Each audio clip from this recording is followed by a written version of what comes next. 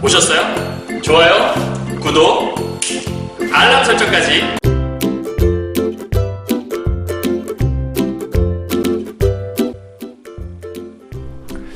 안녕하세요. 경화여고 2학년 학생 여러분, 그리고 전국에서 고2 신사고문화 교과서를 사용하시는 학생 여러분 만나서 반갑습니다. 선생님은 세계 최강 국어생 조인수 선생님입니다.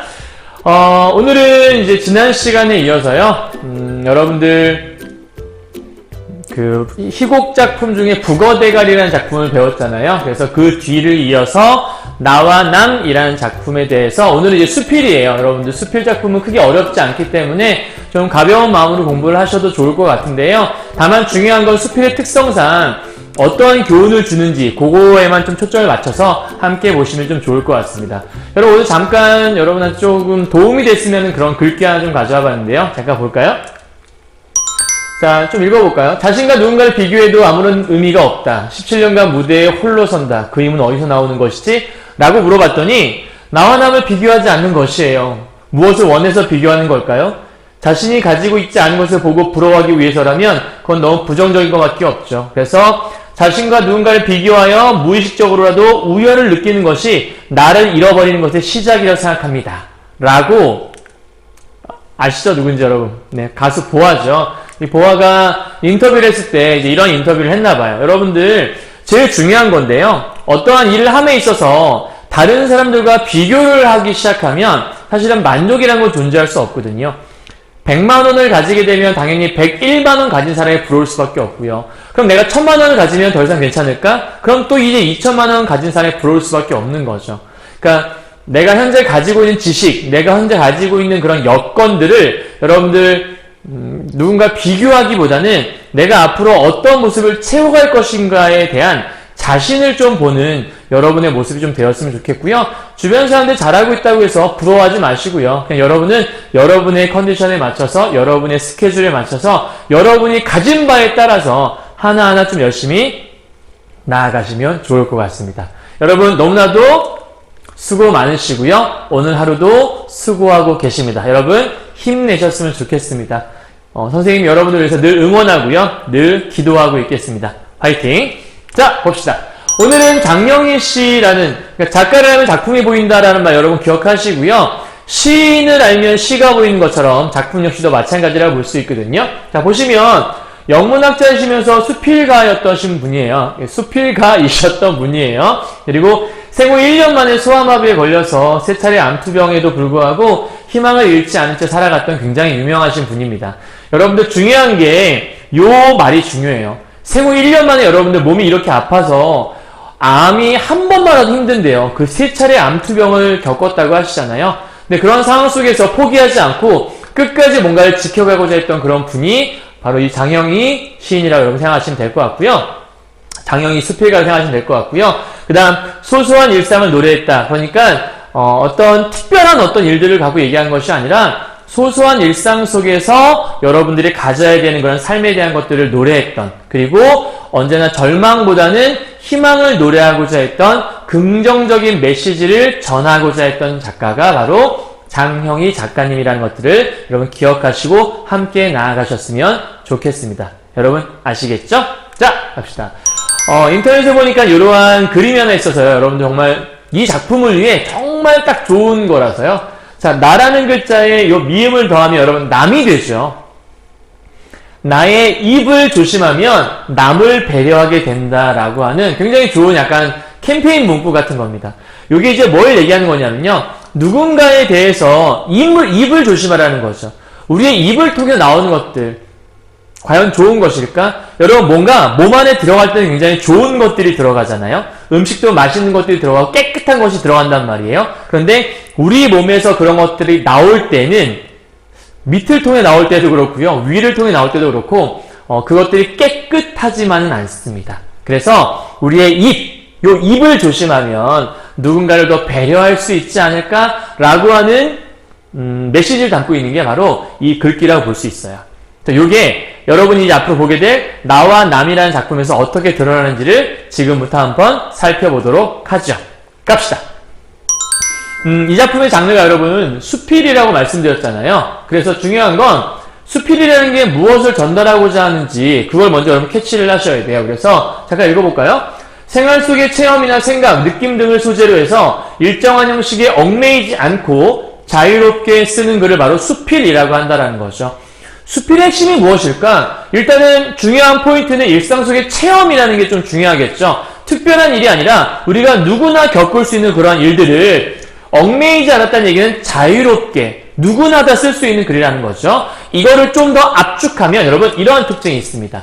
일상생활의 체험, 느낌을 서술해서 자, 중요한 건 뭘 주기 위한 거라는 거요? 맞아요. 교훈을 주기 위한 거라는 게 굉장히 중요한 특징입니다. 여러분 그러면 수필을 공부했다 우리가 뭘 알아야 되는 거냐면 어떠한 일상 속의 체험이 제시되어 있을까? 그 체험을 통해서 작가는 어떠한 교훈을 주고 싶었을까? 요거를 놓치면 안 되는 거겠죠. 그래서 이 수필의 특징이 이렇게 5가지가 있어요. 형식이 자유롭다, 자신의 체험이나 느낌을 서술한다, 소재는 무궁무진하죠. 일상 속에서 되게 많은 소재들이 있을 거니까요. 그다음 누구나 쓸 수 있는 비전문적인 글이다, 자기 고백적인 글로서 개성적인 특징을 갖고 있다. 이러한 모든 것들이 글 속에서 어떻게 드러나는지를 살피는 것이 바로 수필을 공부하는 목적이라는 것을 여러분 잊지 않으셨으면 좋겠습니다. 이해하셨죠? 자, 그러면 이제 본문으로 한번 들어가서 한번 살펴보도록 하죠. 갑시다. 이 나와 나의 작품 여러분들 본문을 읽어보셨다면요. 사실은 크게 세 덩어리로 쪼개진다는 것들 여러분들 먼저 머릿속에 명심하시고 들어가시면 좋을 것 같아요. 우리 앞서 배웠던 국어대가리에서도 여러분 세 부분으로 나눴던 거 혹시 기억하세요? 그러니까 국어대가리도 앞부분을 그러니까 전체가 너무 기니까요. 그 긴 걸 통째로 외우기보다는 앞부분은 장과 그다음 트럭 운전수의 대화가 첫 번째 포인트였다면 두 번째는 장과 기임의 대화를 통해서 일이 전개됐고 마지막 세 번째는 장의 독백을 통해서 일이 전개됐다. 이게 포인트였는데요. 이제 나와 남 역시도 마찬가지로 어떠한 교훈을 드러내기 위해서 3가지 이야기를 이 안에 품어내고 있습니다. 그럼 여러분들이 시험 공부할 때 중간고사 준비한다면 이걸 준비할 때 당연히 그 3가지로 나누어서 생각을 하시면 훨씬 더 좋겠죠. 그리고 각각의 이야기들이 어떠한 메시지를 담고 있는가를 여러분 잘 생각해 보시면 좋을 것 같아요. 아시겠죠? 자, 갑시다. 소재는 나하고 남이에요. 이거 잊지 마세요. 아주 옛날 프로메테우스가 그러면 프로메테우스는 지금 사람은 아니잖아요. 사실 여러분 신화 속의 인물이죠. 그렇다면 이 작품은 무엇을 인용하고 있구나? 바로 신화를 인용하고 있구나. 여러분 요거를 캐치낼 수 있을 거고요. 아주 옛날 프로메테우스가 인간을 빚으면서 각자의 목에 2개의 보따리를 매달아 놓았다고 한다. 보따리 하나는 다른 사람의 결점으로 가득 채워 앞쪽에, 자 중요한 포인트예요. 다른 사람의 결점을 어디다 두었냐면 앞에다가 두었다라고 이렇게 나오죠. 그죠? 자 체크 포인트요. 두 번째, 또 다른 보따리는 자신들의 결점으로, 자 이번엔 자신의 결점이에요. 여기는 타인의 결점을 얘기하는 거고요. 여기는 자신의 결점을 얘기하는 거겠죠. 나요. 그죠? 가득 채워 등 뒤에, 자 중요한 건 등 뒤에 매다른 건 자신의 결점을 얘기하네요. 그럼 여러분 앞에 있는 게 잘 보여요? 뒤에 있는 게 잘 보여요? 당연히 앞에 있는 게 잘 보이죠. 그러니까 다른 사람의 결점은 앞에 두어서 잘 보이게 만들고 자신의 결점은 등 뒤에 두었기 때문에 굳이 뒤를 보지 않으면 볼 수 없는 그러한 형편이 되었다라고 볼 수 있겠죠. 그래서 방금 얘기한 거예요. 사람들은 앞에 매달린 다른 사람의 결점들은 잘도 보고요. 그죠? 흔히 많은 사람들이 그러지 않아요? 그러니까 내 거보단 남들을 좀 이렇게 더 비판적으로 바라볼 수밖에 없는? 자, 그런데 시시콜콜 이리 뒤지고 저리 꼬투리 잡지만, 그러니까 비판한다는 얘기겠죠. 뒤에 매달린 보따리 속에 자기 결점은 전혀 볼 수 없게 되었다. 그럼 남의 결점은 잘 본다, 내 결점은 볼 수 없다 그랬으니까 이 두 개는 서로 뭘 이루는 거냐면 대조를 이루고 있구나. 이렇게 여러분 생각할 수 있겠네요. 그죠? 선생님이 지난번에 얘기했었는데 시험 작품 속에서 대조되는 어떤 소재들이 나온다면 이거는 출제우수가 될 수밖에 없다라고 말씀드렸어요. 그죠? 그러니까 사람들에게 있는 모습인 거예요. 누구나 다 다른 사람의 결점은 잘 보는데 내 건 못 본다. 그래서 요걸 통해서 말하고 싶은 게 바로 뭘 얘기하는 거냐면 인간의 이중성에 대한 것들을 이렇게 설명하고 있는 거예요. 흔히 그런 말 많이 들어봤을 거예요. 내로남불이다라는 말. 선생님이 앞서 요 부분에 대해서 강의할 때마다 늘 이런 얘기를 하는데, 여러분 들어봤죠? 내로남불. 별로 좋지는 않은 말이에요. 내가 하면 로맨스, 남이 하면 불륜이다, 뭐 이런 얘기인데요. 그죠? 별로 좋지는 않은 말을 말씀드렸죠. 그러니까 그런 거죠. 어떤 일을 내가 하게 되면, 뭐 그럴 수도 있는 거 아니야? 이렇게 얘기하고요. 남들이 하게 되면 어떻게 그럴 수가 있어? 말도 안 돼. 이렇게 얘기한다라는 거죠. 이런 요즘 드라마 많죠? 보통 이런 드라마를 우리가 뭐라 하냐면 막장 드라마다라고 보통 설명들을 하는 거죠. 진짜 정말 정말 이런 일이 있어서 그런가 봐요. 그죠? 사람들이. 자, 여기까지가 한 지금 단원이 끝났는데요. 그러면 요 단원의 이야기들은 지금 하나의 챕터가 끝났는데 무엇을 가지고 얘기하는 거냐면 신화를 인용해서, 그러니까 요게 지금 포인트인 거죠. 나와 남이라는 수필의 첫 번째 큰 보따리는 신화를 인용해서 무엇인가를 제시하고 있구나. 그럼 이렇게 신화를 인용하게 되면 사람들이 우와, 누군가를 원망하고 누군가를 비판하고 내 건 못 보는 게 이런 일이 있던 거야? 라고 뭘 유발할 수가 있겠어요? 이게 일종의, 그렇죠, 흥미를 유발하는 그러한 역할을 한다라고 볼 수 있겠죠. 그죠? 되게 재밌는 표현이라 볼 수 있을 것 같아요. 자, 체크하시고 두 번째 단락으로 한번 넘어가 보도록 하죠. 따지고 보면 아무리 평판 좋고 훌륭한 사람이라 할지라도 마음만 먹으면 비난거리는 얼마든지 찾을 수 있다라고 얘기해요. 그죠? 뭐 그런 얘기 하더라고요. 뭐 예를 들어 조인성이나 어떤 인성이 좋은 그냥 그런 연예인들 보게 되면 와, 키도 크고 정말 잘생기고 정말 다 멋있어. 쟤는 정말 부족한 게 뭘까? 그럼 누군가가 이런 얘기를 하더라고요. 아마 내장은 못생겼을 거야. 이렇게 얘기하더라고요. 그러니까 그 얘기는 완벽해 보이는 사람이라 할지라도 사람들은 그 안에서 뭔가 결정을 찾아내고 싶은 거예요. 그게 사람들의 어떤 심리다라는 걸 표현하는 것 같은데, 자, 봐요. 인간 성향이란 게 모두 양면적이라서 아까 얘기했던 그 인간의 이중성에 대한 얘기를 하는 것 같죠? 양면적이라서 마음먹기에 따라 얼마든지 서로 상반된 해석이 가능하다라고 설명을 하네요. 그죠? 그러니까 양면적이기 때문에 요게 가능하다. 요게 원인이 되고 요게 결과가 되는 거니까 일종의 인과관계라고 설명할 수 있는 부분인 것 같아요. 그죠? 자, 요게 이제 포인트예요. 뭐 그런 거죠. 선생님의 키 여러분 커 보이나요? 어때요? 선생님이 177이거든요. 174인 사람이 선생님을 바라본다면 와, 크다라고 볼 수 있겠죠. 그죠? 근데 180인 사람이 선생님 본다면 뭐 이렇게 작아 이렇게 얘기할 수 있을 거예요. 그죠? 그러니까 지금 선생님의 키는 크냐 작냐라는 게 기준에 따라 달리 판단될 수 있는 거잖아요.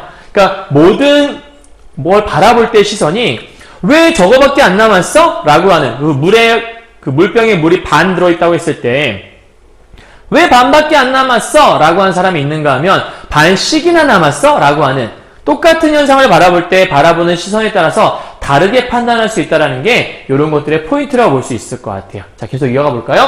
아주 겸손하고 나서기 꺼려하는 사람, 이런 사람을 보게 되면 쟤 카리스마가 부족하고 자신감 없는 것 같은데? 라고 중요한 말은 비난한다는 거예요. 그러니까 겸손한 사람은 되게 좋아 보이지 않아요? 뭔가 나서기 좀 꺼려하는 그런 심성이 있대요. 그럴 때 이 사람을 보면서 쟤는 뭐가 좀 약간 쟤는 정말 자신감 없어 보여. 사람이 좀 자신감 좀 나서 그래야지. 이렇게 얘기한다는 거죠. 그런데 막상 정말 박력 있고 당당하게 나서는 사람을 보게 되면 쟤는 정말 좀 이렇게 사람이 좀 이렇게 좀 가져도 좀 약간 좀 이렇게 숙일 줄도 알고 좀 이렇게 감출 줄도 알고 그래야지. 쟤는 이렇게 자꾸 나대려고 그래. 이렇게 얘기한다는 거예요. 뭐 어떻게 살아야 되는 거예요? 나서라는 거예요. 나서지 말라는 거예요. 그렇죠? 나서면 나선다고 뭐라고 하고 나서지 않으면 자신감 없다고 뭐라고 하고. 그러니까 이게 지금 되게 웃기는 모습인 거죠. 그러니까 지금 현재 이 모습과 이 모습은 상반된 모습인데 무엇을 하더라도 비난하고 욕한다라는 게 포인트라고 여러분 볼 수 있을 것 같아요. 그렇죠? 자, 그럼 여기가 지금 여기까지가 지금 첫 번째 사례라 볼 수 있는 거고요. 그런가 하면 크야라고 잘 웃으면 사람의 가볍고 진중하지 못하다고. 뭘 얘기했을 때 진짜? 이렇게 웃어요. 그러면 쟤 진짜 얘가 너무 가벼워. 뭐만 얘기하면 다 웃어. 이렇게 얘기한다는 거예요. 그런데 잘 웃지 않고 진중하게 웃지 않는 모습이 있으면 뭐 지금 이거 뭔데 이렇게 무게 잡는데? 이렇게 얘기한다는 거죠. 결국 중요한 건 또 욕을 하고 욕을 한다는 거예요. 비난하고 욕하고요. 욕하고 욕하고요. 그죠? 다음 세 번째 모습이요. 여기까지 두 번째 사례겠죠. 다음 세 번째. 상냥하고 사근사근해요. 그러셨어요? 정말, 저도 정말 돕고 싶네요. 사근사근하면, 내숭 떨고 앉아있네. 이렇게 얘기한다라는 거예요. 정말 갑자기 들으면서 정말 짜증이 나는데, 자, 욕을 하는데, 상냥하지 못하고, 전 괜찮습니다. 괜찮아요. 이렇게 얘기하면, 쟤는 이렇게 뻣뻣해. 라고 또 욕을 한다라는 거예요. 세 번째 사례겠네요. 마지막이요. 너그럽고 많이 베푸는 사람. 자, 저는 워낙 베푸는 걸 좋아해서요. 다들 함께 누렸으면 좋겠습니다. 이렇게 얘기하니까, 잘난 척하기는. 지가 가진 거 많다고 좀 유세 떠는 거야? 이렇게 우월감 갖고 있다고 비난을 하고요. 잘 베풀지 않으면, 야, 쟤 진짜 집 밖에 뭐라 이기적이야. 라고 편협하다고 욕을 한다라는 거예요. 자, 네 가지 사례가 들어있네요. 그죠? 그러니까 지금, 인간의 성향이란 게 모두 양면적이기 때문에 서로 상반된 해석이 가능하다라는 것들을 하나, 둘, 셋, 네 개에 따른 예시들을 통해서 이 예시들을 뭐 하고 있는 거냐면 나열하고 있구나 라고 생각할 수 있겠네요. 그렇다면 예를 들고 있기 때문에 시험 문제에서는 예를 들어 설명하고 있다 이런 말도 나올 수 있겠고요. 나열이 나와 있기 때문에 열거법에 관한 것들도 시험에 출제될 수 있을 것 같습니다. 그죠? 자, 이러한 얘기들은 앞서 말했던 어떤 인간의 이중성에 대한 것들을 구체적인 예로 들었다라고 볼 수 있을 거예요. 자, 여기까지 이해하셨죠? 자, 그러면 이것들은 도대체 무엇에 대한 예들인가? 이렇게 싹 다 묶어본다면, 잠깐만요. 조금 진하게 해서 얘기 좀 적어볼게요. 무엇을 하든지 간에 남에 대한 비판 일색인 사람들에 대한 사례들이 제시되어 있다. 이렇게 여러분들이 생각할 수 있겠네요. 자, 이해하셨죠? 어렵지 않은 이해였던 것 같아요. 다음 넘어가 보도록 하죠. 처음으로 영문학 과목을 듣는 1학년 학생들에게 문학작품 분석법을 가르칠 때 역할 바꾸기를 나는 역설한다. 그렇으면 보세요. 좀 요 얘기는 나는이라고 나왔으니까 내가 무엇인가 얘기를 했던 거예요. 그러니까 이건 지금 내가 겪은 실제 사례들, 하나의 일화를 제시하는 거라고 볼 수 있겠죠? 처음으로 영문학 과목을 듣는 1학년 학생들에게 문학작품 분석법을 가르쳤던 실제 그러니까 일화를 하나 지금 소개하고 있다. 여러분 이렇게 생각할 수 있을 것 같아요. 그러니까 일종의 일상의 예화라고 볼 수 있겠죠. 그래서 일화라고 하는 거예요. 이번 학기 영문학 개론 시간에는 학생들에게 윌리엄 포크너의 에밀리에게 장미를 이라는 작품을 읽혔고요. 남부귀족 가문의 마지막 혈통인 에밀리 그리어슨이라는 여자 주인공이 있나 보죠. 자, 이 그리어슨은 빠르게 변하는 현대의 도시 속에서 완전히 이 에밀리가 고립된 삶을 살아요. 뭔가 정상적이지 않은 삶을 살았던 거죠. 그러다가 북부에서 온 십장 호머 베론이라는 남자와 사랑에 빠졌고요. 떠나려는 그를 붙잡기 위해 그에게 극약을 먹이는 모습이에요. 어마어마하네요. 그죠? 둘이 사귀었어요. 떠나려고 하니까 우리 마지막 만찬 한번 즐겨봐요. 그러면서 우리 짠 할까요? 술을 줬는데 그걸 마시니까 남자가 죽는 거예요. 당신은 아무데도 갈 수 없어. 약간 이런 거죠. 너무 무섭지 않아요? 그죠? 어떤 남자 여러분한테 이런 걸 한다고 생각해봐요. 그러니까 항상 뭔가 헤어질 때 좀 잘 헤어져야 되는 것 같은데 여기는 지금 잘못 헤어짐을 여러분 겪은 거라고 볼 수 있을 것 같아요. 그러니까 지금 그리어슨의 모습은 고립된 삶을 사는 결과 이러한 어떤 결과를 낳았다라고 에밀리에 대한 일단 사례를 한번 보여주고 있네요. 자, 그다음 넘어가 보도록 하죠. 작품 분석을 하면서 에밀리의 성격을 이야기해보라고 한번 얘기했어요. 그랬더니 방금 선생님이 얘기한 것처럼 그 여자 제정신 아니에요. 어떻게 정상적인 사람이라면 그런 행동할 수 있죠? 말도 안 돼. 이렇게 얘기를 했다라는 거예요. 그러니까 지금 이거는 에밀리를 그러니까 나와는 전혀 관계없는 일종의 좀 타인으로 보는, 그러니까 만약에 자기로 봤다면 이런 얘기를 못했을 것 같은데 나랑은 전혀 다른 사람이라 생각을 한 거죠. 그죠? 그러니까 지금 이거는 나와는 다른 이런 사람으로 생각을 했기 때문에 나와는 다른 관점으로 바라봤기 때문에 이러한 얘기들을 할 수 있었을 거예요. 그게 왜 중요한 거냐면요. 그렇게 말하면 토론이고 분석이고 아무것도 할 수가 없대요. 왜냐면요. 이 얘기를 통해서 자, 에밀리 어떤 사람인 것 같아요? 제가 정상이 아니에요. 싫어요. 다 이상해요. 이렇게 얘기하면 싹 다 같은 의견이잖아요. 그러니까 지금 토론과 분석이 될 수가 없다라고 얘기하는 거예요. 자, 그런데 어떤 작품에서 작중님은 그저 남이고, 자, 여기 나오네요. 그저 남이라고 생각을 하고 그의 행위가 괴팍스럽다라고, 즉 부정적으로 성향을 가진 사람이라고 단정해버리면, 그러니까 지금 위에서 말한 것들이 나와는 다른 관점, 쉽게 말하면 남이라고 간주한 요 관점을 얘기하는 거겠죠. 이렇게 하면 문학이라는 것들은 애당초 의미를 잃을 수밖에 없다라고 얘기해요. 그러니까 이렇게 바라보지 말라는 거죠. 그럼 어떻게 하라는 거죠? 학생들 말 맞다나 에밀리의 경우는 단지 그냥 정신병 사례가 되는 것밖에 안 된다라는 거예요. 그래서 한번 다른 걸 해본 거예요.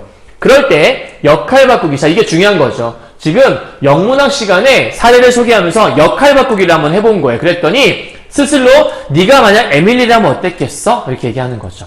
그랬더니 학생들의 관점이 어떻게 바뀌었냐면 아까는 정신병이에요. 근데 나도 정신병인가 봐요. 이렇게 얘기하지 않고요. 에밀리도 가문의 전통을 지키는 귀족이었기 때문에 사랑하고 싶고 사랑받고 싶은 하나의 인간이었을 거예요. 그래서 택한 어쩔 수 없는 결정 아니었을까요? 라고 얘기를 하는 거예요. 그러니까 지금 에밀리에 대해서 약간 호의적인 생각으로 지금 변하지 않았어요? 아까까지는 굉장히 마이너스, 부정적인 생각이 강했었는데 지금은 조금 플러스의 정서로 조금은 바뀌게 된 거라고 볼 수 있어요. 그죠? 자, 그렇다면 밑에 보면 에밀리는 어렸을 때 아버지의, 잠깐 넘어가도록 할게요. 아버지에게 과잉보호를 받으며 자랐고 바깥 세상을 경험할 기회가 없었어요. 에밀리의 고립된 삶은 지독한 자기와의 투쟁이었고 그래서 포크너가 장미를 바치는 거죠 하면서 중요한 건 여기 변호했다란 말이 중요한 거예요. 그죠? 다음 여러분 이제 다시 앞으로 돌아서 잠깐 정리할게요.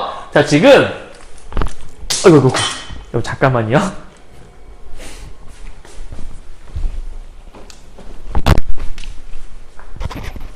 여기 날아가고요, 여러분. 아, 이게 녹화의 묘미라고 봐야 되나요? 자, 다시요.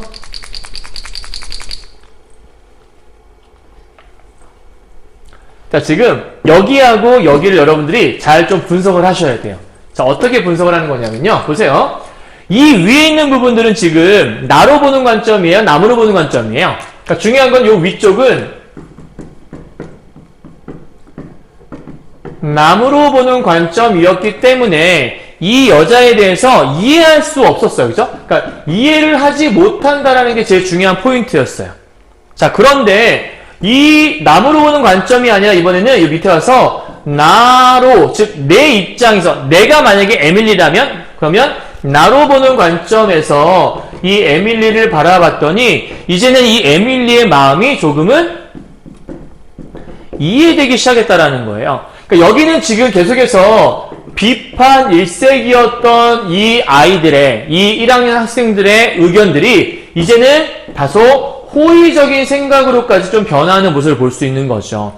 요렇게 변화하는 과정을 거치는 거잖아요. 이 변화하는 과정 속에서 지금 뭐가 역할을 한 거냐면 이 역할 바꾸기라는 게 중요한 역할을 했다라고 지금 얘기를 하고 있는 거예요. 이해하셨나요? 그러니까 지금 첫 번째는 신화를 통해서 흥미를 유발했다면 두 번째는 일상적인 예화를 통해서 누구에게나 있을 수 있는 일이구나 라고 어떤 일상적인 얘기들을 하는데 거기에서 작가가 말하고자 하는 바를 요 역할 바꾸기라는 일상을 통해서 일상 예화를 통해서 설명하고 있는 거죠. 물론 시험에 나온다면 위에와 아래가 이렇게 해서 뭘 이루는 거냐면 대조를 이루고 있다는 것도 당연히 출제 요소가 될 수밖에 없는 중요한 요소라고 볼 수 있습니다. 이해하셨죠? 자, 여기까지가 두 번째 포인트예요. 자, 이제 마지막 한번 가보도록 하죠. 갑시다. 남이기 때문에 안 되고 나이기 때문에 괜찮다라는 논리가 있었대요. 이거 그거죠. 남이기 때문에 안 되고 그럼 남이기 때문에 안 되고 나이기 때문에 괜찮다? 나이기 때문에 괜찮아라는 게 나만 생각하는 거니까 이기적인 생각, 그죠? 그리고 누구 중심적인 생각인 거냐면 자기 중심적인 생각이라고 여러분 생각할 수 있죠. 그죠? 그러니까 다른 사람들이기 때문에 넌 안 돼! 너는 그렇게 하면 안 되잖아! 근데 자기 입장이라면 근데 그럴 수 있지 않을까? 이렇게 얘기한다는 것들. 우리 앞에서 얘기했던 그 네로람불의 어떤 정신이라고 볼 수 있을 것 같아요. 이 논리는 어쩌면 인간의 본능일지도 모른다. 그 얘기는 특별한 사람들의 이야기가 아니라요. 모두에게 존재할 수 있는 그런 이야기라는 뜻이에요. 그죠? 거기서 많은 학생들 앞에서 강의할 때 나는 가끔 엉뚱한 생각을 한다. 누구나 다 똑같이 얼굴에는 눈 2개, 코 1개, 입 1개가 있다. 그쵸? 누구나 다 똑같은 모습이지 않아요? 여러분도 다 이렇게 돼 있잖아요. 그죠? 선생님도 마찬가지고요. 그러니까 뭐 다 눈 2개, 코 1, 이렇게 다 똑같은 모습이 있는 거니까 이러한 똑같은 조합을 그러면 모든 사람들 전부 다 유사성을 가지고 있는 거예요. 그런데 그런 유사성을 가지고서 50명이면 50명, 100명이면 100명 얼굴이 제각각 뭐 하냐면 다를 수 있다는 거예요. 그러니까 사람들은 차이성도 가지고 있다는 거예요. 그러니까 사람들마다 똑같은 비슷한 모습도 있는데 비슷한 어떤 구조를 가지고서 실제 만들어진 모습을 보니까 다 다르다 이런 얘기를 하는 거죠. 그럼 중요한 건 여러분 위와 아래의 차이점 이런 거죠. 모두가 다 똑같은 조합으로 돼 있다면 똑같은 기준으로 판단을 받아야 돼요. 그런데 그게 아니라 똑같은 조합을 가지고 다른 걸 만들어낼 수 있었어. 결국 모든 사람은 다 달라. 그런데 어떻게 똑같은 조건들을 적용해서 그 사람을 판단할 수 있어? 이런 얘기를 하는 거죠. 또 하나요. 똑같은 조합으로 크로마뇽 띡 넘어가 보도록 하죠. 인 이후에 완벽하게 두 얼굴이 정확하게 겹치는 예는 하나도 없었다고 얘기해요. 여러분 그거 아세요? 지문이 모두가 다 다르대요. 쌍둥이들이 아무리 똑같아도 어딘가는 다른 점이 있대요. 그러니까 세상에 완벽하게 똑같을 수 있는 건 아무것도 없다는 얘기죠. 그래서 똑같이 겹치는 사례는 없었다. 그런데 자 중요한 포인트예요. 세 번째 두뇌 과학자가 나와요. 자, 첫 번째는 신화의 예시가 나왔고요. 두 번째는 일상생활 속에서 역할 바꾸기 놀이를 통해 했던 강의에 대한 얘기가 나왔어요. 다음 세 번째는 두뇌과학자들. 두뇌과학자들 우리가 다른 말로 바꾸면 어떠한 일의 전문가라고 볼 수 있는 사람들이죠. 이 두뇌과학자들에 따르면 우리의 속모습은 겉모습보다 더 차이가 난다라고 지금 얘기를 해요. 우리의 속모습은 차이가 난다고? 그러면 결국은 겉에 보이는 차이도 다 존재할 수 있는데 속에 있는 건 완벽하게 다르다는 얘기잖아. 그럼 사람이라는 존재는 전부 다 차이가 있다는 얘기겠구나. 요걸 파악하셔야겠죠. 얼핏 보기에는 똑같은 근골, 작은 골로 이루어져 있고 생김새도 비슷하게 보이지만 두뇌마다 제각각 조금씩 찌그러진 정도나 굴곡, 주름 잡힌 정도가 달라서 포인트예요. 중요한 포인트 별표. 절대로 두 개의 두뇌가 완벽하게 같을 수는 없다라고 얘기해요. 그러니까 무엇인가 하나는 다를 수밖에 없다라는 걸 계속해서 얘기하고 있는 거죠. 그리고요. 즉 정리하네요. 사람마다 살아가면서 제각각 다른 경험을 하고 그 경험에 따라 갖는 느낌, 기억, 생각 이런 게 각각 다른 주름들을 만들기 때문에 억만 년이 지나도 똑같은 두뇌가 있을 수 없다라고 얘기를 하고 있어요. 그죠? 자 그러면 지금 여기서 계속해서 이걸 통해 하고 싶은 제일 중요한 포인트는 뭘까요? 모든 사람들은 비슷한 비슷한 구성물을 가지고서 만들어졌는데 비슷한 구성물로 되어 있다고 해서 비슷한 사람이 아니다. 비슷한 구성물로 만들어졌지만 중요한 건 차이점이 존재한다. 그러니까 유사성이 중요한 게 아니라 차이성이 중요한 거죠. 그래서 모두가 다 이러한 차이성을 지닌 사람의 특성, 그러니까 사람의 특성이 차이성을 지니고 있다. 이걸 지금 계속해서 강조하고 싶었던 것 같아요. 자, 요거를 이제 한 번 더 마지막 정리합니다. 갑시다. 비슷하면서도 다르고 다르면서도 비슷하다. 자, 그러면 비슷하다는 얘기는 우리가 아까 뭐라고 얘기했었냐면 유사성을 지니고 있어서 비슷해 보이는데 알고 보면 다르네. 그러니까 차이성이 존재한다. 그래서 차이성이 존재하고 있지만 비슷해 보이기도 한다. 그래서 어쨌든 유사성, 차이성 둘 다 중요한 것처럼 설명을 하고 있지만 여기에서의 주안점은 여기라고 보셔야 돼요. 또 하나요. 앞뒤로 보따리 하나씩 메고 돌아다니면서 열심히 앞 보따리를 뒤적거려 보지만 앞 보따리나 뒤 보따리나 속에 들어있는 건 매 한 가지다 라고 설명했어요. 여러분 혹시 기억나세요? 그 앞 보따리라고 하는 건 결국 다른 사람이 결점이 있던 그 보따리였잖아요. 그 뒤에 있던 것들은 내 결점이 들어있던 거였잖아요. 근데 앞에 들어있는 결점을 보고서 뭐라고 막 한 다음에 뒤를 딱 돌아봐서 봤더니 여기 있는 것도 결국은 똑같은 모습이었다라는 거예요. 그럼 중요한 건 뭐냐면 여기서 남의 결점을 열심히 찾아보지만 나의 결점 역시도 똑같다라고 지금 얘기를 설명하고 있는 거라고 볼 수 있겠죠. 그죠? 자, 그러면 여기서 이렇게 보면 장점이 저렇게 보면 단점이고 저렇게 보면 단점이 이렇게 보면 장점이다 설명하고 있잖아요. 그러니까 지금 여기서 요 두 줄 친 이 부분이 제일 중요한 핵심 포인트인 거예요. 그러니까 관점에 따라서 어떠한 현상이란 것들은 달리 보일 수 있다. 그러니까 하나의 관점에 따라서만 사람을 비판하거나 비난하거나 하지 말아라 라고 얘기하는 거죠. 그래서 중요한 건 관점에 따른 상반된 평가가 가능하다는 얘기고, 요것이 바로 이 작품이 말하고자 하는 주제의식을 담아내고 있는 거라고 여러분 생각할 수 있는 거예요. 여러분 이해하셨나요?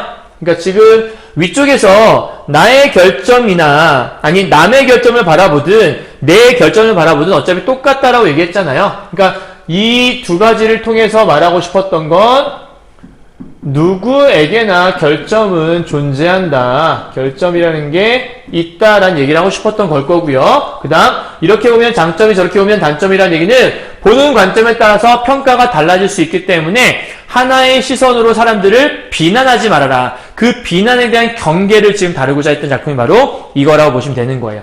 혹시 빨간색 형광펜이 있다면 여기를 이렇게 칠하시면 좋을 것 같아요. 제일 중요한 포인트니까요. 자, 결국 장단점이 따로 없지만 어차피 세상을 판단하는 기준은 자기 자신이다. 그런데 제각각 나에게 맞는 도수의 안경을 끼고 다른 사람을 보니까요. 제각각 차이점이 있다면 그들에 맞는 시선의 안경을 통해 그들을 바라봐야 하잖아요. 그런데 나에게만 맞는 시선이니까 이거는 자기만의 관점을 얘기하는 거겠죠. 나만의 관점을 가지고서 다른 사람을 보다 보니까 이리저리 찌그러지고 희미하고 탐탁지 않아 보인다라는 거예요. 흔히 말하는 이제 여러분들 그런 것도 볼 수 있어요.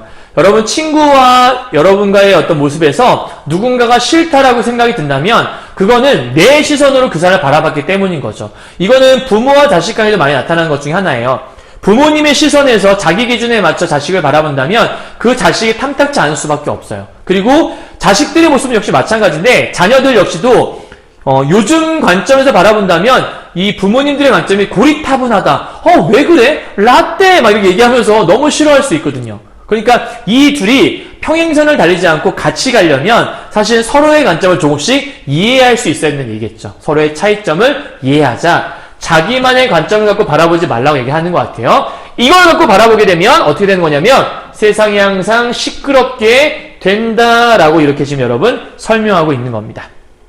여러분 여기까지 이해하셨나요? 자, 그 다음 넘어가 보도록 하죠. 가끔 누군가 내게 행한 일이 너무나 말이 안 된다고 화가 나고 견딜 수가 없을 때가 있대요. 왜인지 알겠어요? 막 화가 나고 견딜 수가 없대요. 이게 왜 그런 걸까요? 며칠 동안 가슴 앓아서 잠을 못 자요. 왜? 내게 행한 일이 너무나도 말이 안 되고 화가 나는 것 같아. 그거는 누구 입장에서 생각했기 때문에? 맞아요. 이거는 내 입장에서만 생각을 했기 때문에 그것이 도대체 납득이 안 가는 거죠. 우리 앞에서 지금 내 입장과 남의 입장에서 얘기했어요. 그죠? 자, 문득 만약 내가 그 사람 입장이었다면 나라도 그럴 수 있었을지 모르겠다라는 생각이 들었대요. 그러면 요거는 누구의 입장이냐면 상대방의 입장에서 생각을 하는 모습이라고 볼 수 있겠네요. 그죠? 이렇게요. 자, 그러다가 밑에 그러다가 꼭 이해하는 마음이 아니더라도 오죽하면 걔가 그랬을까? 걔 입장이 이해가 간다. 라고 하는 거니까 얘 역시도 마찬가지로 상대방의 입장에서 얘기하는 모습이라 볼 수 있겠죠? 하는 동정심이 생기는 것이다. 물론 그러지 않았더라면 좋았겠지만 그 대상이 나였다는 것이 너무나 억울하고 마음이 아프다. 그럼 내가 마음이 아픈 건 내 입장에서는 얘기죠. 그래도 마음의 응어리가 조금씩 풀리면서 까짓것 용서해버리자라고 하는 마음이 생길 때가 있대요. 자, 결국 이 사람은 어떻게 생각을 하게 된 거냐면 그 사람의 입장에서 그 사람을 이해해보려고 노력을 하게 됐다는 거죠. 따라서 남의 마음을 나의 마음으로 헤아릴 때 생기는 기적이니까 이게 바로 남을 보듬어 안는 어떤 포용의 자세를 보여주는 거라고 여러분 생각할 수 있을 거예요. 이해하셨나요? 여기까지요? 자, 이제 거의 다 마무리된 것 같아요. 갑시다. 한 유행가 가사에서 남에서 점을 하나 빼면 님이 된다고 얘기했어요. 여러분들 동그라미 좀 쳐볼까요? 남이라는 글자에서 점을 하나 뺐더니 님이 되었대요. 여러분 이해하시죠? 그러니까 지금 남이라는 글자에서 이 점을 이렇게 뺐더니 님이 됐다는 얘기를 하는 거예요. 자, 그 다음에 6살짜리 조카가 갖고 노는 자석 글자판에 글자도 같았는데 남에서 받침을 하나 뺐더니 그러니까 받침을 하나 요거를 미음을 뺐더니 나가 됐대요. 그러니까 나와 남이 완전 다른 사람인 줄 알았는데 미음 하나만 뺐더니 내가 돼버린 거예요. 거기다가 점을 하나 옮겨봤더니 이게 너가 됐대요. 그러니까 지금 나에서 이렇게 해서 점이 여기 있던 거를 이게 나잖아요. 요거를 이렇게 옮겼더니 너가 됐다라는 거예요. 그러니까 획을 하나 옮겼더니 또 나가 너가 돼버리고, 남의 받침과 획을 잘못 갖다 붙이면 놈이 되기도 하고요. 그죠? 남과 놈은 굉장히 또 약간 느낌이 다르죠. 결국 사람 사는 게 엎치나 뒤치나 매한가지라는 건 결국은 그냥 종이 한 장 차이다. 그냥 한 끗 차이다. 이런 얘기를 설명하고 있는 것 같아요. 그래서 나, 너, 남, 놈도 따지고 오면 다 그저 받침 하나, 점 하나 차이일 뿐이다 라고 설명을 하고 있네요. 그죠? 그럼 결국 여기서는 지금 뭐라고 있는 거냐면 이렇게 유행가의 가사를 인용하고 있다라고 여러분 설명할 수 있을 거예요. 자, 그리고 점 하나 차이일 뿐이다 라는 얘기는 다른 말로 바꾸면 그냥 미미한 차이밖에 없다, 별거 없다 이런 얘기를 하는 거라 볼 수 있겠죠. 그 다음, 왜 우리는 악착같이 나와 남 사이에 깊은 골을 파놓고 힘겹게 살아가는지 모르겠네 라고 하면서 맨 마지막 정리를 하죠. 그럼 결국은 이 모습이 이 작품에서 말하고자 하는 마지막 주제라고 볼 수 있습니다. 앞에서 한번 주제의식 얘기했지만요, 뭐냐면요, 나와 남을 구분 짓는 자세, 그죠? 그러니까 이 구분 짓는, 이러한 구분하는 태도를 왜 그러는 거야 도대체? 라고 얘기하면서 뭐 하는 거냐면 비판하고 있는 작품이다. 요게 이제 이 작품에서 말하고자 싶었던 거죠. 다른 말로 이러한 태도를 경계하고 있다는 게 말하고자 하는 중요한 태도라고 볼 수 있습니다. 여러분 이해하셨어요? 여기 있는 요 유행가 가사 선생님이 한번 가져와 봤거든요. 잠깐만 볼까요? 요 유행가 가사가 이거예요. 도로남이라는 되게 유명한 노래인가 봐요. 그래서 남이라는 글자에 점 하나를 지우고 님이 되어 만났다. 그러니까 남이라는 글자에서 점을 뺐더니 님이 돼버린 거예요. 그 다음 여기 보니까 또 뭐가 있냐면 돈이라는 글자에 받침 하나를 꾸었더니 돌이 되었대요. 그러니까 그렇게 귀해 보이는 돈이라는 글자에 요 니은을 리을로 바꿨더니 돌이 되어버리는 거예요. 그러니까 돈이나 돌이나 한 끗 차이다 이런 얘기를 하고 있는 거죠. 이해 가세요? 그러니까 뭔가 이 차이라는 게 결국은 큰 차이가 없다.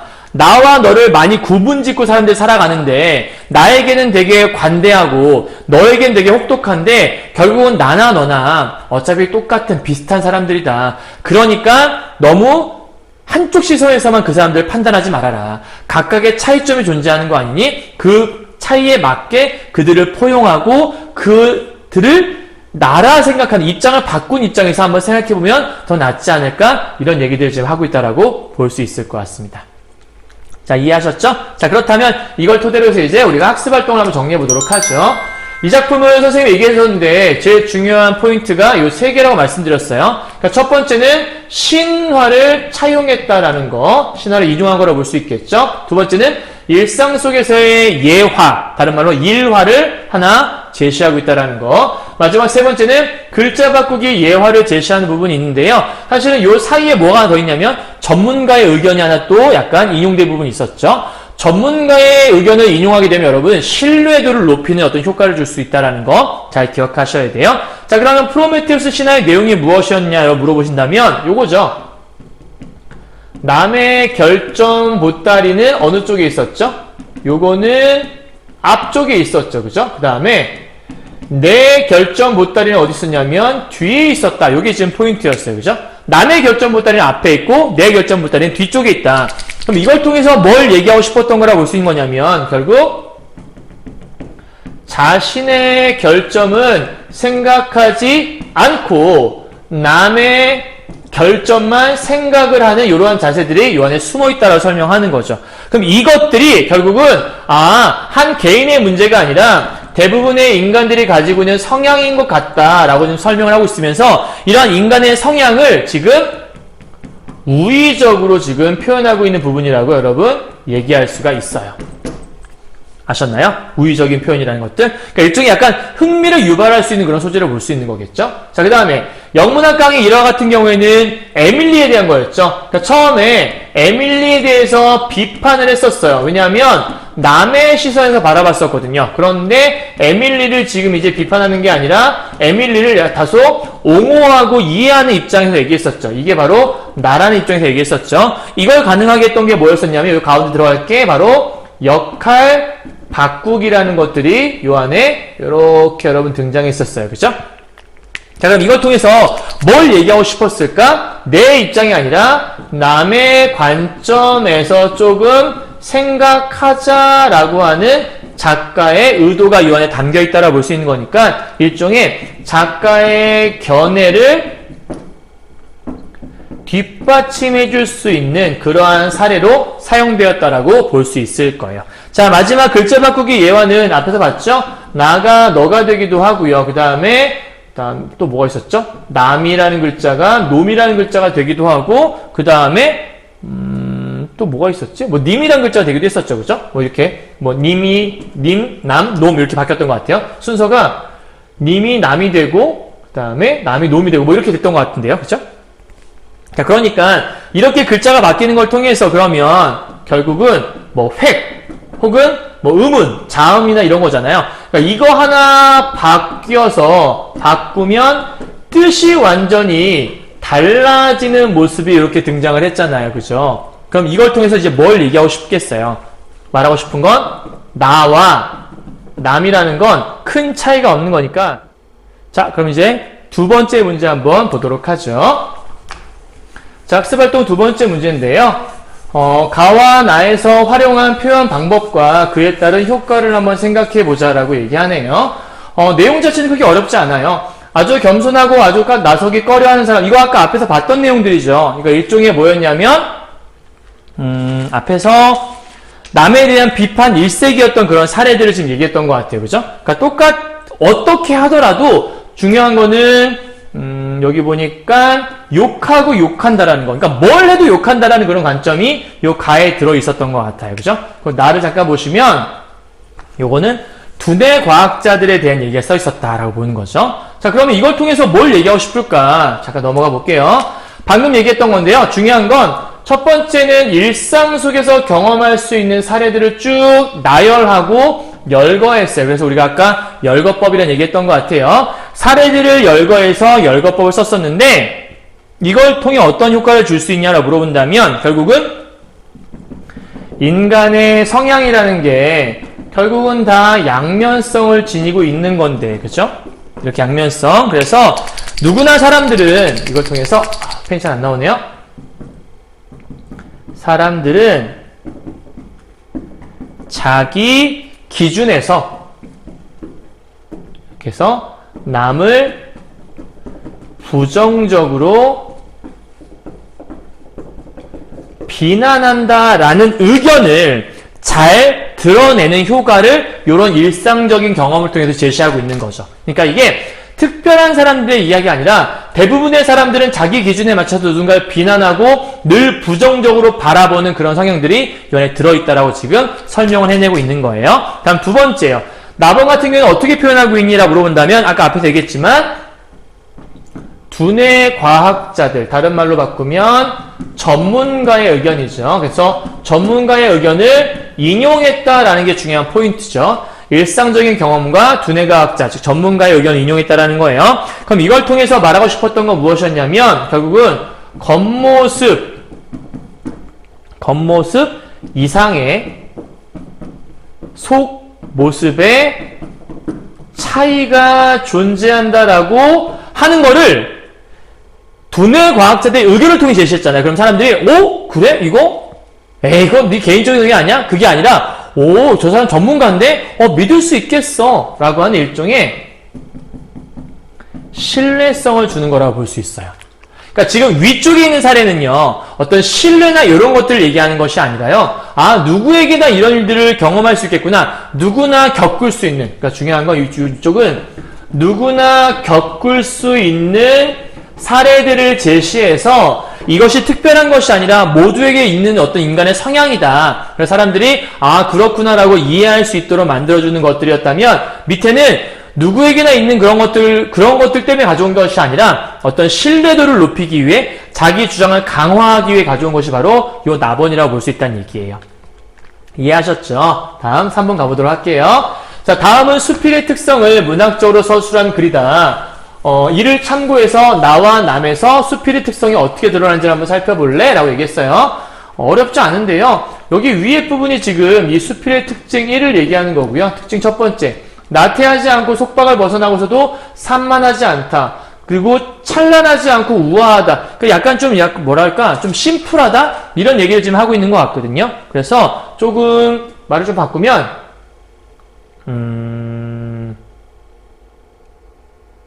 뭔가 화려하지 않다는 얘기는 진솔하다 혹은 담담하다 이런 특징들을 얘기한다라고 여러분 볼 수 있을 것 같아요. 그러니까 조금 진솔하고 담담한 뭔가 좀 화려하지 않은 좀 소박한 이러한 특성을 가진 문학이 바로 수필이다라고 얘기하는 것 같고요. 두 번째 특징, 지금 여기까지가 수필 특징 두 번째라고 볼 수 있는데요. 이 두 번째 특징이 말하고자 했던 건 무엇이냐면 어떠한 일상 속에서의 경험 이런 걸 통해서 새로운 발견을 해내는 것이다. 그렇다면 일상 경험을 통해서 새롭게 뭔가를 발견했으니까 아 그렇구나라고 깨닫게 되는 이야기다라고 설명할 수 있겠죠. 그죠? 자, 마지막 세 번째는 제재가 무엇인지 간에 어떠한 개성을 표현할 수 있다. 그런데 개성을 표현해서 마치 누의 입에서 나오는 애기 고치를 만들듯이 개성을 자연스럽게 드러내고 있다. 요게 이제 포인트라고 볼 수 있어요. 자, 요거 여러분 조금 여러분에게 보기 좋게 정리를 한번 해보도록 할게요. 지금 있는 것들을. 그럼 수필의 특징이 무엇이니? 우리 책에서 바라보는 이 나와 남에서 나타나는 수필 특징이 뭐야? 라고 물어본다면 자, 첫 번째요. 1번 작가의 생각을 좀 담담하고 진솔하게 표현할 수 있다라고 요게 이제 포인트 첫 번째예요. 알았죠? 담담하고 진솔하게 표현할 수 있다라는 거. 다음 두 번째는 아까 뭐였냐면 일상 속에서의 경험을 표현한다고 얘기했었잖아요. 그러니까 지금 여기 나오는 요 경험들이요. 그래서 일상의 경험들을 토대로 해서 이러한 일상의 경험에서 그렇구나 라고 하는 깨달음을 얻었다라는 게 두 번째 포인트고요. 마지막 세 번째 포인트는 어떤 개성 이런 것들을 자연스럽게 표출해내고 있다라고 얘기해서 어떤 개성이나 혹은 참신한 이런 표현들이 자연스럽게 도출되고 있다라는 게 이 수필의 특징이다라고 마지막 설명할 수 있을 겁니다. 자, 이제 마지막 수필 학습활동 네 번째라고 볼 수 있을 거예요. 자, 꽃밭이 아름답기 위해서도 조화가 가장 중요합니다. 자, 중요한 건 꽃밭이 아름다우려면 조화가 중요하대요. 그죠? 이게 포인트예요. 자, 근데 쭉 내려와 볼까요? 여기 보니까 오직 조화의 아름다움이 이루어졌으면 좋겠어요. 그런데 인간도 마찬가지입니다. 그럼 이 조화에 대한 것들을 꽃을 통해서도 얘기하고 인간도 그렇다라고 얘기하죠. 여러분 우리 앞에서 이러한 비슷한 것들 배웠었죠. 혹시 기억나세요? 요게 우리가 유추라고 했었죠. 이욕설 기억날 거예요. 그죠? 그러니까 집 얘기하고 사람 몸 얘기 이런 것도 있었어요. 그래서 이러한 유추를 통해서 인간의 어떤 조화의 아름다움 그래갖고 나만의 특별한 아름다움을 지니고 모두가 다 그렇게 있다. 나 또한 이대로 나 자신이면 된다. 우리 처음에 아까 보아 얘기했던 거 기억나세요? 그러니까 남들과 비교하지 말고 나 자신을 소중히 여기면 되는 거 아니야? 이렇게 얘기한다는 거예요. 자, 넘어가도록 하죠. 남의 장점을 통해 나의 단점을 찾으려고 노력하면 즉 남들과 비교하지 말라는 얘기를 하는 거고요. 나는 나만의 관점에 따라서 바라보라고 얘기하는 거예요. 이걸 통해 남의 장점을 나의 장점으로 가져오기에는 나의 형편이나 환경이 그에 적합하지 않을 수 있다. 쉽게 말하면 장점이라고 생각한 그 장점이 경우에 따라서는 단점일 수 있다. 그럼 우리 앞에서 얘기했던 그거네요. 보는 관점에 따라서 달라질 수 있다. 그러니까 지금 공통점이 뭐냐? 비교해보라 했으니까 비교는 공통점과 차이점 찾는 거잖아요. 그럼 이거는 관점에 따라 평가가 달라질 수 있다. 요게 이제 공통점이라고 볼 수 있겠죠. 그쵸? 자, 그럼 이제 차이점은 뭐냐라고 본다면 사실 여러분 차이점을 굳이 구분하자면 우리 앞에서 봤던 나와 남 같은 경우에는요. 말하고자 했던 것들이 뭐였냐면 일단 나와 남을 지나치게 구분하지 마라. 그러니까 지나치게 구분하는 자세를 뭐 하는 거냐면 경계하는 태도가 중심이었다라 본다면 여기는 이 보기의 작품들은 보기 있죠. 이 보기의 이 피천득의 정호숙의 이 작품 같은 경우에는 뭐 지나치게 구분한다 안 한다 이런 거 중요한 게 아니라 현재 자신의 개성을 중시하고 다른 이와의 조화가 중요하다. 여기에 초점을 맞춰 서술하고 있다는 거예요. 그런데 결국 여러분 조화를 중요시 여긴다는 것들은 나와 남을 구분하지 않아야 조화를 이룰 수 있는 거잖아요. 그러니까 사실은 비슷한 맥락으로 통할 수 있는 건데요. 굳이 구분하자면 여기는 지나치게 구분하는 자세를 경계하는 것들 위주로 써 있다면 밑에서는 어떤 구분 이런 것들이 아니라 내 개성 자체가 중요하기 때문에 다른 이와 비교하는 것보다 서로의 조화가 중요하다라는 것들에 좀 더 초점을 맞추고 있다라고 살짝 방향성에 좀 차이가 있는 정도만 생각하시면 될 것 같아요. 이해하셨죠? 자, 이제 마지막 감상의 힘 다지기입니다. 이제 감상의 힘 다지기라는 게 여러분 사실은 모든 작품에서 제일 마무리할 때쯤 여러분들 제일 중요한 거고요. 시험 문제 출제할 때 여기를 좀 많이 활용할 수 있을 것 같아요. 잘 보세요. 이 작품은 수피리어 말씀드렸어요. 수피리어가 하는 것들은 뭐 하는 거냐면 결국은 교훈을 전달하기 위한 거다. 나와 남을 대등하게 생각하면 세상의 갈등이 해소될 수 있어. 즉 서로 차이를 너무 두지 마. 이런 얘기를 하는 거라 볼 수 있겠고요.